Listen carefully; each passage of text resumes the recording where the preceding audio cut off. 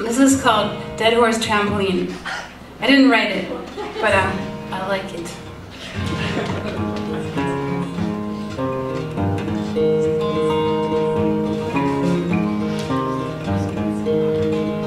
Well, in a field near town by the old playground lived a red mare.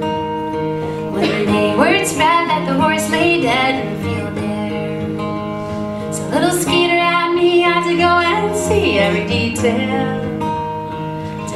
We sped and pronounced her dead as a doornail.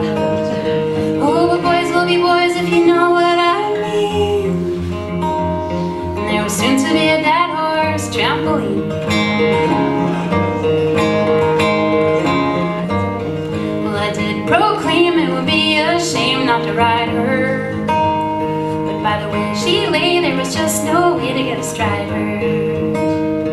Then up popped Skeeter with a big idea on the spot there. And he climbed up top and we started to hop on our dead mare. He was jumping up and down and giggling. Hey, look, I'm on a dead horse trampoline.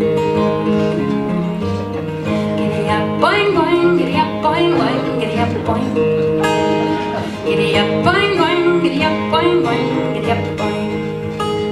Oh, she swelled so big and she smelled so bad. I couldn't look her in the eye, 'cause it made me sad. So I just jumped higher and tried to have a good time. Oh, you cry your way and I'll cry mine.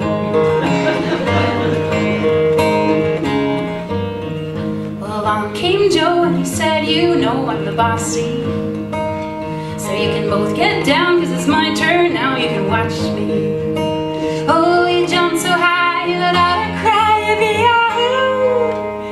But the mare was so decayed that her ribs gave way and he fell straight through. Oh, that's what you get for being so mean.